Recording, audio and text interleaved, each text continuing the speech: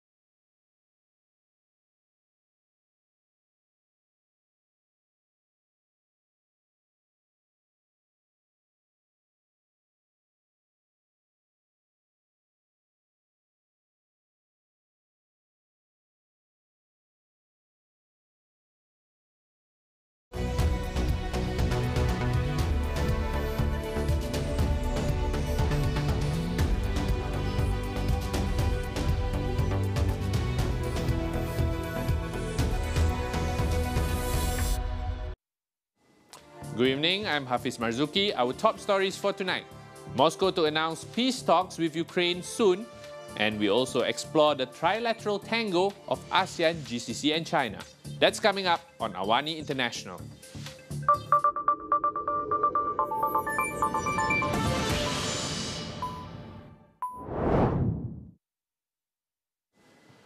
The Trump administration has abruptly suspended the scheduling of new visa interviews for foreign students as it prepares to expand social media vetting requirements.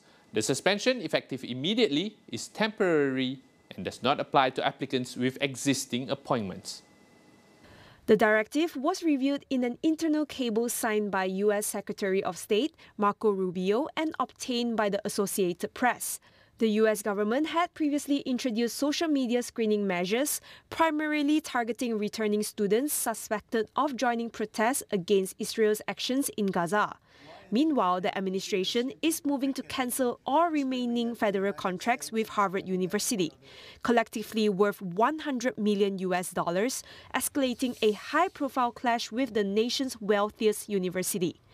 This follows a freeze of $2.65 billion in grants and a temporarily blocked attempt to strip Harvard of its ability to enroll international students.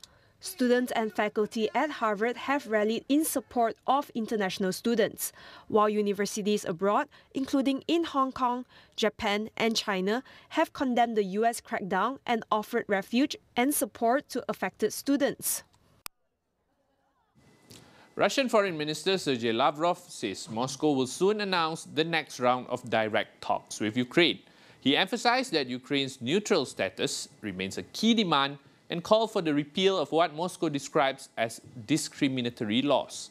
Ukrainian President Volodymyr Zelensky said Russia proposed Belarus, a close ally of Vladimir Putin, as a venue for peace talks, calling the suggestion impossible. He instead named Turkey, Switzerland, or the Vatican as more viable options, echoing a proposal by Donald Trump that has been rejected by Moscow. The first direct talks between Russia and Ukraine took place in Istanbul on 16th May, following separate negotiations between US officials and both sides in Riyadh in March. Trump's suggestion of the Vatican is backed by Pope Leo XIV, but 3 senior Russian sources told Reuters that Moscow does not view it as a serious venue due to its status as the seat of Catholicism and its location within NATO and EU member Italy.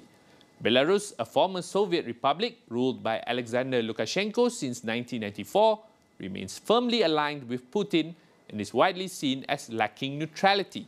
Meanwhile, Zelensky is set to meet with German politician Friedrich Merz as part of ongoing diplomatic efforts to end the war.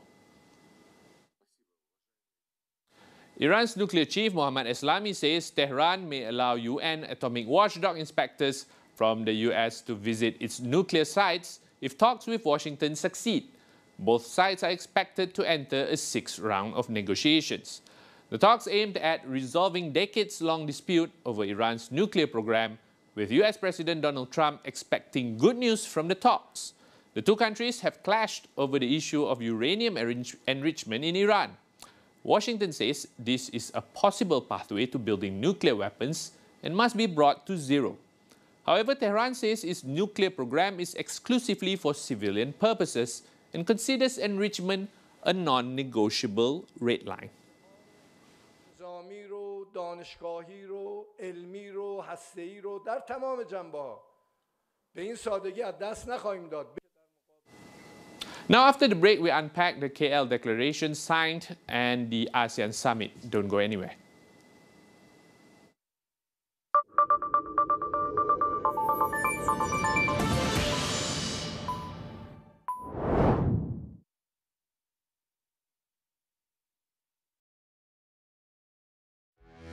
Alami penstreaman serba baharu bersama Max. Kini dengan Astro Box baharu. Bukan sekadar filem, itulah kami.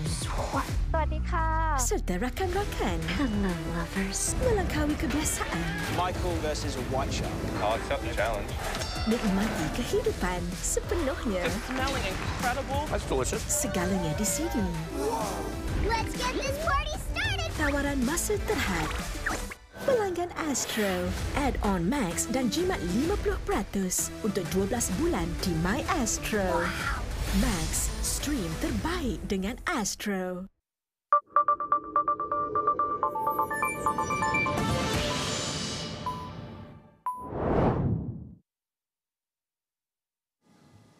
The Kuala Lumpur Declaration is the latest reaffirmation of ASEAN unity and centrality, which are long-standing principles the bloc holds dear. Is this declaration a reflection of geopolitical reality or just another diplomatic aspiration? We put this to the test and asked ISIS Malaysia's Director of Foreign Policy and Security Studies, Thomas Daniel. Except for the slightly more optimistic and open regional dynamics that there was during the late 90s and the early 2000s, ASEAN has always had to deal with difficult and uncertain geopolitical circumstances. And ASEAN has also always historically been very aspirational with its declarations and its plans. While ASEAN's ability as a norm-setting organization is under some pressure, the very mechanisms like the ARF, the ASEAN Regional Forum, ASEAN +3, the East Asia Summit, all of this came about from aspirational goals to begin with. So what's important here is to remember that, aside from being aspirational, ASEAN also needs to be pragmatic, which is another strength of this, or at least was another strength of this regional organization. Now, even the ASEAN's theme for this year, inclusivity and sustainability, while seemingly simple at the outset, is in effect, I think, a call for action from Malaysia for ASEAN to take stock and to ensure its long-term resilience and utility by holding fast to core, pragmatic, and forward-looking values. On centrality, though, I will just add one more point, which is that while member states often harp on centrality, it is only as good as ASEAN's own cohesion and the ability to respond effectively to emerging internal and regional realities and challenges. So narratives on centrality must be backed by action and some appetite for ASEAN to take on more risk. Now, as the geopolitical chessboard shifts, and the balance of power grows increasingly multipolar, a quiet yet significant realignment is unfolding in Asia and the Middle East. The recent convergence of ASEAN, the Gulf Cooperation Council or GCC, and China marks more than just a diplomatic gesture. It hints at a recalibration of global partnerships rooted in pragmatism, economic ambition, and strategic hedging. How sustainable is this, especially against the backdrop of intensifying US-China rivalry? We speak with Anis Hayyan. He's an analyst at the Asian Strategy and Leadership Institute, or ASLI, to unpack this further. So, Anas, given ASEAN's traditional stance of neutrality, how sustainable is this position amid intensifying US-China rivalry, especially with the bloc's increasing engagements with both China and the GCC? Well, thank you so much, Hafiz.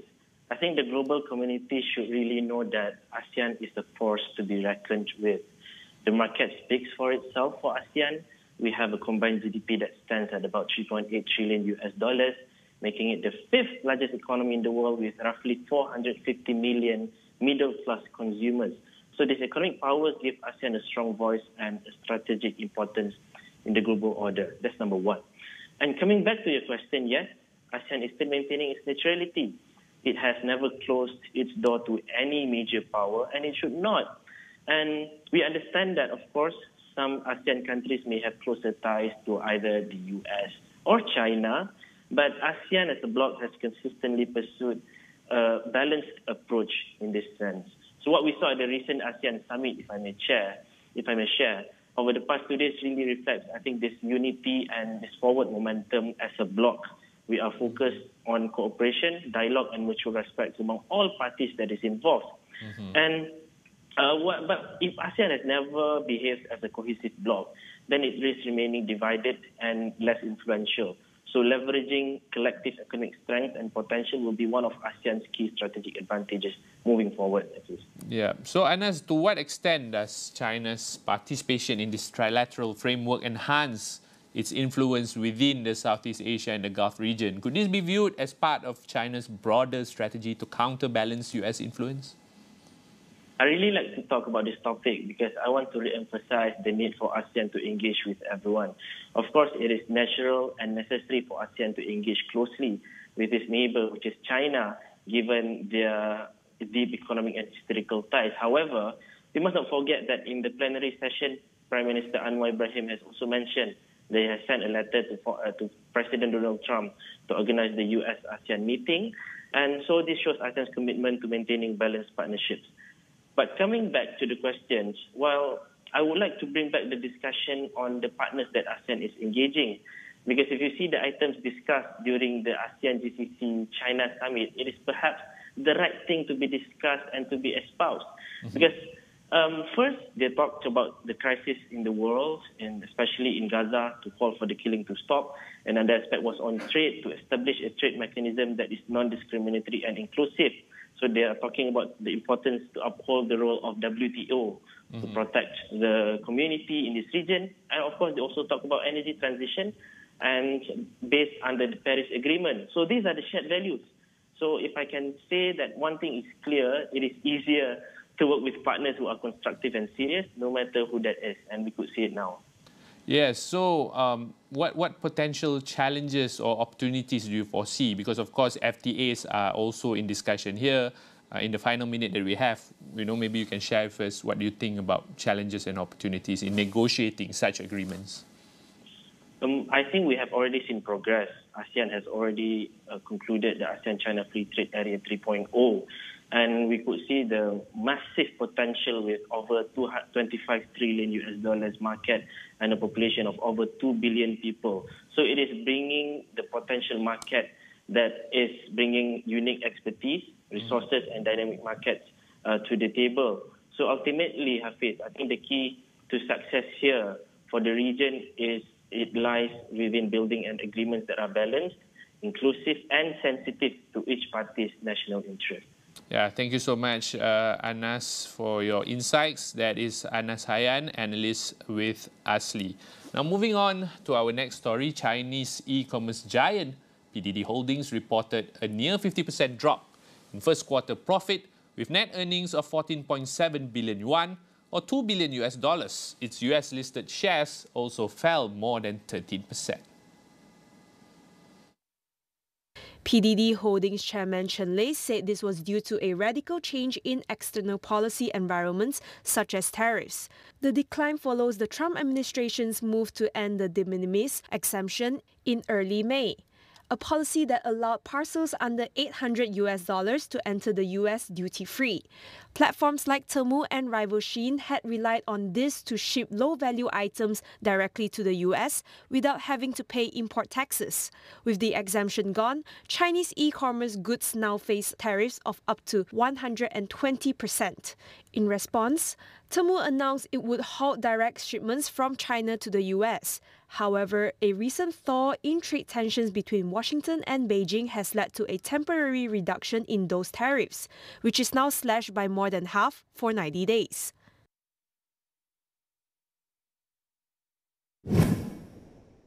Now this week on Wu Says, attention shifts to the recently concluded 46th ASEAN Summit. One of the criticisms levelled to the bloc is that ASEAN has been long on meetings but short on muscle. Is it fair to describe the bloc as a glorified talk shop? Melissa Idris discusses this with Prof Emeritus Dr. Wu Wing Tai. Well, I can confidently say it is less of a talk shop than before. And let us talk about why people think about it as a talk shop. The main, one can bring many different examples, but right at the crux of it is the way ASEAN is designed. Decision-making in ASEAN is by consensus. That means that the name ASEAN cannot be used unless everybody agrees to it. And getting consensus in a large group of people is a very difficult thing to do. So it looks like it was designed not to do anything by the way the decision-making was allowed. Right. But that's not really fair. Catch the full conversation on all our international social media accounts at Power Affairs. Now that wraps up AWANI International tonight. Stay tuned for our reports on the rivalry strategies and the shifts behind the power affairs driving the new global order. Visit international.astroawani.com for more. Be sure to follow our social media accounts at Power Affairs. That is all for now. I'm Hafiz Marzukhi. Good night.